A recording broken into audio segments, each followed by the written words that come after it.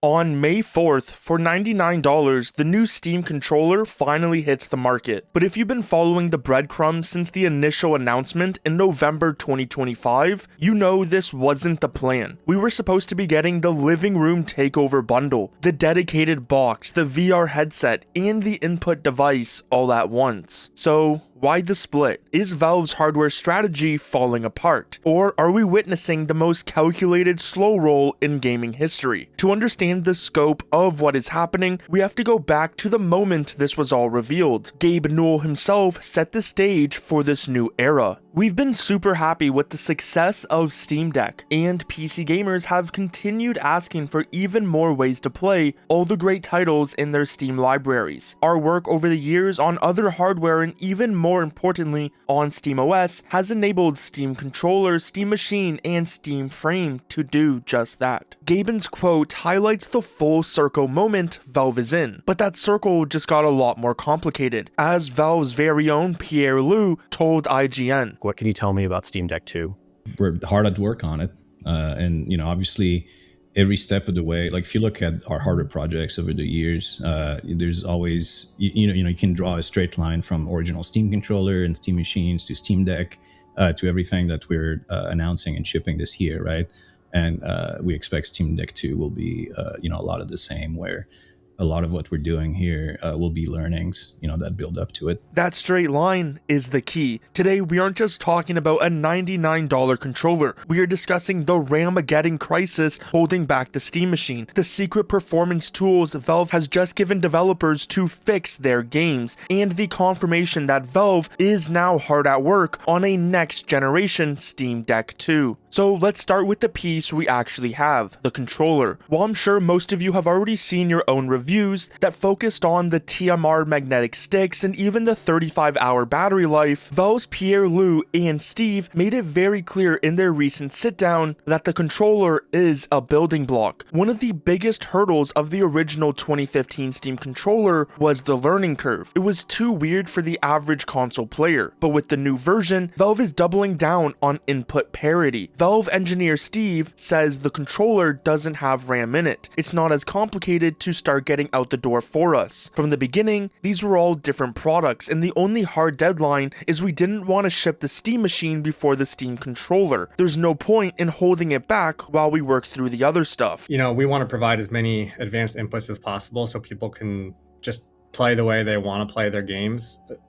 In particular, both gyro and trackpads are something we find really important for these advanced feature controllers. They really are a high skill ceiling input that you can use to get really high performance in competitive games, but also like when you're playing casual games like deck builders, they just give you another way to play that's really comfy. So by releasing the controller on May 4th, Valve is essentially giving the community months to master those high skill ceiling inputs before the Steam Machine even arrives, if they haven't already with a Steam Deck. They want the muscle memory to be established now, so when the Steam Machine releases, you won't find it hard to use the controller as a mouse. But as cool as the tech is, the controller is currently an input device without a home, which leads us to the elephant in the room, the missing Steam Machine. Originally slated for an early 2026 launch, it has been pushed back into the soon category, but Valve didn't sugarcoat the reason: the global RAM crisis. Because of the massive increase in demand for memory and storage for AI data centers, prices for the memory Valve needs have skyrocketed. Bradley Lynch recently said that Valve's internal pricing targets have been completely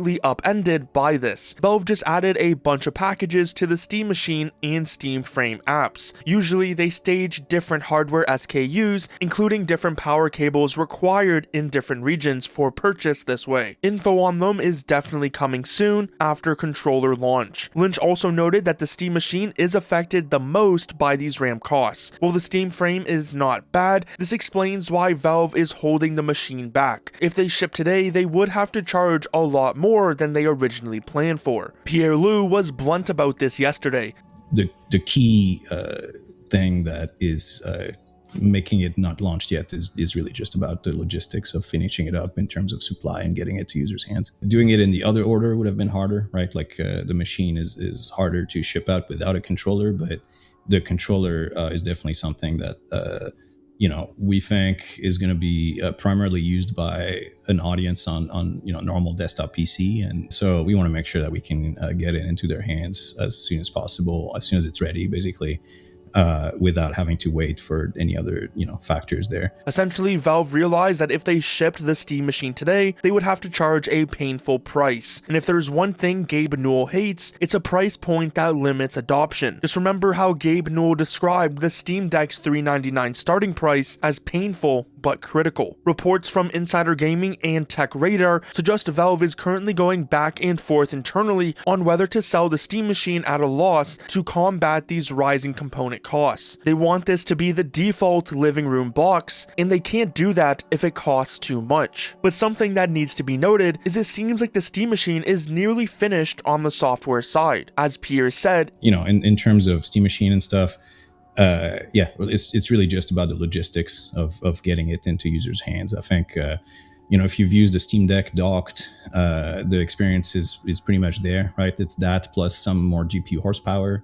Of course, there's a ton of polish and other feature work that we can do, but at the end of the day, the core experience is there. Which we have seen support added in recent SteamOS updates. Valve has the operating system ready, they have Proton 11 compatibility layer, and they have the controller ready to go. They are literally just waiting for the global economy to let them sell the box at a price that won't kill it on arrival. While Valve waits for the hardware components to become affordable, they aren't just sitting on their hands. They're actually fixing some of the biggest problems with the Steam ecosystem, like the optimization. On April 23rd, Valve quietly rolled out a massive update to the Steamworks performance dashboard. This is a tool most players will never see as it's on the developer side, but it is one of the most important things Valve has done in years. In the past, the verified badge was a bit of a black box. A game could be verified, but still run like a slideshow in certain areas. Now, Valve is showing developers a 30-day trailing average of the exact frame rates players are getting on Steam hardware. If a dev sees their performance score dipping, they can see exactly where the community is struggling. But you might be wondering, why does this matter for the Steam machine? And that's because when the machine finally launches, Valve wants a library of games that don't just work, but hit that specific 1080p target consistently. They are essentially using the current delay period to let developers optimize their games. As if it's running on the Steam Deck, it will run on the Steam machine. Plus, when the rest of the hardware is out, like the Steam machine and frame, we can expect that information to also be included, which would lead to much more optimization for these devices, as developers would have direct information into how their game is performing without really much fluff. We also have some indication we could see something similar but on the gamer side, so we know how well a game is running on specific hardware. This brings us to the question everyone commonly asks: where is the Steam Deck 2? Valve confirmed yesterday that they are hard at work on it, but they are refusing to release it until it can clear a brutal performance bar. Valve isn't interested in a slight improvement. Their stance is pretty clear. We're not interested in getting to a point where it's 20 or 30 or even 50% more performance at the same battery life. We want something a little bit more demarcated than that. Valve is waiting for a generational leap in SoC technology. They are waiting for the moment they can give us double the performance while also improving the battery life. Every piece of hardware Valve is shipping right now is actually a test for the Deck 2. For example, when you look at the Steam frame, it is testing ARM64 architecture and Lepton translation. The Steam controller is testing TMR sticks and grip sense durability, while the Steam machine is testing the 1080p verified standards. It may not seem direct, but like Valve has said, all of their hardware plays into each other in pretty much a straight line. With everything we have covered in the past regarding Valve's progress with ARM, it is something that just seems like the next logical step for the Steam Deck 2. When the Deck 2 finally arrives, it will be the culmination of years of real-world data from the controller, the machine, and the frame. Valve was dealt a bad hand with the global RAM shortage, which killed the big bang simultaneous launch of the Steam hardware. On May 4th, the controller starts the momentum. By the end of the year, we expect the Steam machine news to finally go green. And by the time the Steam Deck 2 eventually breaks cover, likely in late 2027 or even 2028, it will be the centerpiece of a full living room ecosystem. But I am curious what you think. Are you buying the $99 controller now, or are you holding out for the full machine or even the Steam frame?